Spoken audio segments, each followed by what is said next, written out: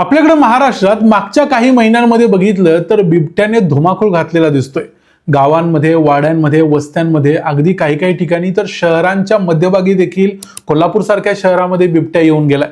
त्यामुळे बिबट्यानं माणसाचं जीवन धोक्यात आणलंय, ह्या गोष्टी आपण अनेक ठिकाणी बघितलेल्या आहेत।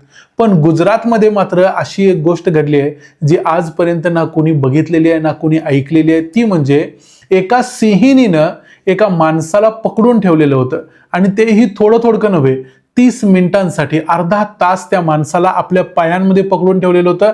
त्याची मान मुरगाळायला सिंहिणीला फक्त 1 सेकंद लागला असता, इतक्या जवळ। म्हणजे सिंहिणीचं तोंड आणि त्या माणसाचं तोंड म्हटलं तर फक्त काही सेंटीमीटरच्या अंतरावरती होतं, पण ते सिंहिणीनं त्याला मारलं नाही, अर्धा तास पकडून ठेवलं आणि शेवटी ती सिंहीण उठून निघून गेली।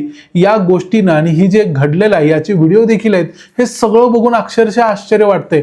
त्यामुळे याच्यामध्ये नेमकं काय घडलं, तो काळूभाई परमार नावाचा जो माणूस होता, तो जो सापडलेला होता, त्यानं असं काय केलं की ती सिंहीण त्याला सोडून गेली। आणि दुसरी गोष्ट, याचा विचार प्राण्यांची जी मानसिकता आहे, त्यांची जी सायकोलॉजी आहे, त्याच्या दृष्टीने देखील बघायला पाहिजे की त्या सिंहिणीनं त्याला का सोडलं। अन्यथा सिंहिणीनं एखाद्या माणसाला पकडले, सिंहानं पकडले आणि सोडून दिले, असं आजपर्यंत कधी घडलेलं नाही, कुणीही ऐकलेलं नाही। नेमकं त्यावेळी काय घडलं, काय बरोबर झालं त्या माणसाच्या हातून, ते बघूया आजच्या या व्हिडिओमध्ये। मी आहे रणजित यादव आणि तुम्ही पाहताय द मराठी बाणा। गुजरातमध्ये गीर राष्ट्रीय उद्यान आहे, आपल्याला माहिती आहे, आणि तिथं एकच असं ठिकाण आहे जिथं सिंह मोकळ्या वातावरणात फिरू शकतात। फक्त गुजरातमध्येच सिंह आढळतात, हे देखील आपल्याला माहिती आहे। या गीर राष्ट्रीय उद्यानाच्या जवळच भावनगर जिल्ह्यात एक गराजिया नावाचं गाव आहे। या गावामध्ये सकाळ सकाळी 7-8 वाजच्या सुमारास सिंह घुसला, म्हणजे ऍक्च्युली एक सिंहीण घुसली। या सिंहिणीनं गावामध्ये धुमाकूळ घालायला सुरुवात केलेलं, गावातले सगळे लोक पळून गेले आणि गावात अगदी मोजके काही लोक शिल्लक राहिले असतील। आणि तेवढ्यात काळूभाई परमार नावाच्या माणसानं दरवाजा उघडला, तो बाहेर आला, आपल्या गाईला तो चारा घालायला जाणार, तेवढ्यात त्याच्या समोर सिंहीण उभी राहिली। सिंहिणीनं त्याला बघितलं आणि एका झपाट्यात आपल्या पायाखाली घेतलं। घरापासून अगदी काही पावलांच्या अंतरावरती काळूभाई परमारला सिंहिणीनं आपल्या पायाखाली घेतलेलं होतं। सगळे लोक आजूबाजूला ओरडत होते, सिंहिणीला दगड फेकून मारायचा प्रयत्न करत होते, हुसकावण्याचा प्रयत्न करत होते, पण काळूभाई परमार त्या सिंहिणीच्या पंजामध्ये होता पूर्णपणे, आणि ती त्याला कधीही काहीही एका सेकंदात मारू शकली असती, पण सिंहिणीनं त्याला मारलं नाही। उलट अर्धा तास झाल्यानंतर, म्हणजे अर्धा तास तिने त्याला पकडून ठेवलं, अर्धा तासानंतर ती सिंहीण तिथून उठली आणि निघून गेली। काळूभाई परमार देखील मग तिथून उठून गेला आणि निघून गेला। मग तिनं का मारलं नाही, याच्यामध्ये काही पॉइंट्स जे काळूभाई परमारनं बरोबर केले ते थोडक्यात बघायला पाहिजेत। या सिंहिणीला ऍक्च्युली गावातून बाहेर पडायचं होतं, तिला रस्ता कळत नव्हता, आणि त्यावेळेला काळूभाई परमार तिच्या समोर आल्यामुळे तो तिला डेंजरस वाटत होता। म्हणजे तिला वाटत होतं की हा माणूस धोकादायक आहे, म्हणून तिनं त्याला पकडलं आणि ती त्याला मारणार होती। पण प्रत्यक्षात काळूभाई परमारने एक गोष्ट चांगली केली, त्यानं कोणत्याही प्रकारची हालचाल केली नाही। तो पूर्णपणे सबमिसिव्ह, म्हणजे त्यानं स्वतःला तिच्या समोर, सिंहिणी समोर नतमस्तक करून टाकलं। त्यानं काही हालचाल केली नाही, म्हणजे तो हलत होता, त्याची मान हलत होती, तो इकडे तिकडे बघत होता, लोकांच्याकडे बघत होता, पण त्यानं कोणत्याही पद्धतीनं सिंहिणीपासून सुटण्याचा प्रयत्न केला नाही। कारण त्याला हे माहिती होतं, तो तिथल्या मालधारी कम्युनिटीतला आहे, त्याला माहिती होतं की सिंहिणीनं पकडल्यावर किंवा सिंहानं पकडल्यानंतर माणसाकडे एवढी फिजिकल स्ट्रेंथ नाही की तो तिच्यातून बाहेर पडेल। त्यामुळे त्यानं कोणतीही हालचाल करून सुटण्याचा प्रयत्न केला नाही, आणि त्यामुळं त्या सिंहिणीला असं वाटायला लागलं की हा माणूस ज्याला आपण डेंजरस समजत होतो, धोकादायक समजत होतो, तो प्रत्यक्षात तेवढा धोकादायक नाही। दुसरी एक गोष्ट या माणसानं केली, काळूभाई परमारनं, जी आश्चर्यकारक आहे, आणि अशा प्रकारची गोष्ट दुसरी कोणी केली नसेल, त्याबद्दल त्याला सत्कारच करायला पाहिजे। ती म्हणजे 15 ते 20 मिनिटं ज्यावेळेला ते सिंहिणीनं त्याला पकडून ठेवलेलं होतं, त्यानंतर त्याला लक्षात आलं की सिंहीण देखील थोडीफार कन्फ्यूज आहे, म्हणून काळूभाई परमारनं सिंहिणीच्या डोक्यावरून, गालावरून हात फिरवायला चालू केला। म्हणजे जसं आपल्याकडे आपण म्हशीच्या किंवा गायीच्या तोंडावरून हात फिरवतो, तशा पद्धतीनं काळूभाई परमारनं सिंहिणीच्या तोंडावरून हात फिरवायला चालू केला। आणि या गोष्टीमुळे सिंहिणीमध्ये आणि त्याच्यामध्ये एक प्रकारचं अफेक्शन निर्माण झालं।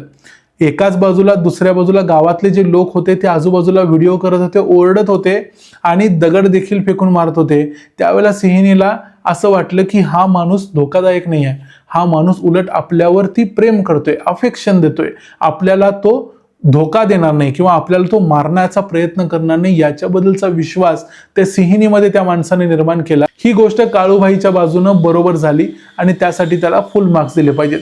पण एवढंच नाही आहे, याच्यामध्ये सिंहिणीची सायकोलॉजी देखील समजून घ्यायला पाहिजे असं एक्सपर्ट्स म्हणतात. कारण सिंह असा प्राणी नाही की फक्त लव अफेक्शन दाखवलं किंवा काहीतरी एवढ्यामुळं लगेच तो अटॅक करायचं सोडणार नाही. त्याच्या मागे एक दुसरं कारण देखील आहे की सिंहिणीला आता भूक लागलेली नव्हती. सिंहिणीला भूक लागलेली नसल्यामुळं तिला आपलं पोट भरण्यासाठी एखाद्या माणसावर हल्ला करायची गरज नव्हती. त्यामुळं तिनं ती गोष्ट बाजूला टाळली. दुसरी गोष्ट, कुठल्याही प्राण्याला आणि विशेषतः वाघ, सिंह यांच्यासारख्या प्राण्याला आपला डॉमिनन्स, आपली ताकद दाखवायची असते की मी सुपेरियर आहे, मी पॉवरफुल आहे, हे त्यांना दाखवायचं असतं. आणि प्रत्यक्षामध्ये अर्धा तासासाठी ज्या वेळेला त्या सिंहिणीनं त्या माणसाला आपल्या पंजाखाली ठेवलेलं होतं त्यावेळेला ती आपला डॉमिनन्स दाखवत होती की मी सुपेरियर आहे, मी पॉवरफुल आहे.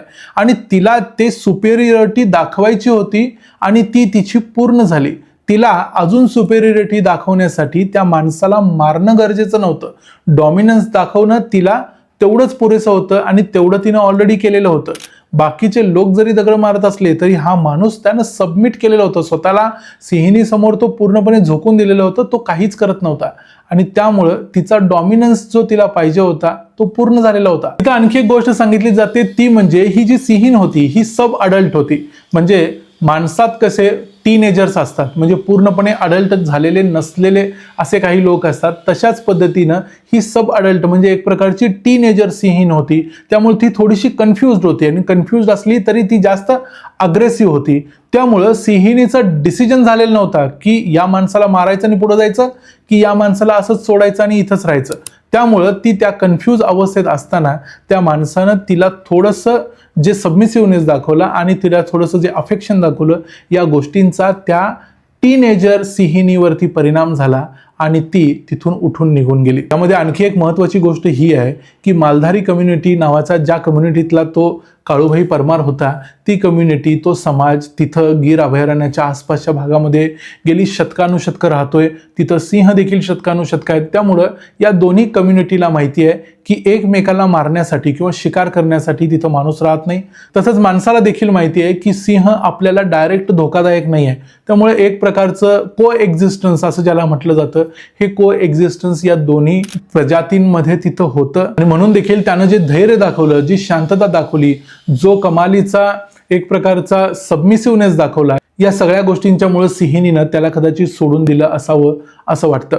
यामध्ये आणखी एक गोष्ट अशीही असू शकते असा अंदाज लावला जातोय, ती म्हणजे डिसएंगेजमेंट. म्हणजे त्याला सोडून देण्याचं एक कारण असू शकतं की आजूबाजूला जे लोक ओरडत होते, दगड मारत होते, त्यामुळे सिंहिणीला असं वाटलं असेल जर आपण या माणसाला अजून मारलेलं नाही, फक्त पकडलेला आहे, पकडलेला असताना जर हे लोक आपल्याला दगड मारतायत, जर आपण या माणसाला मारलं तर कदाचित आपल्यावरती गोळी चालवली जाईल किंवा कुठल्याही दुसऱ्या पद्धतीनं आपली हत्या केली जाईल, अशी एक भीती त्या सिंहिणीला असू शकते. पण अर्थात सिंह ज्या पद्धतीचा प्राणी आहे त्याला अशा प्रकारची भीती फार कमी असण्याची शक्यता आहे.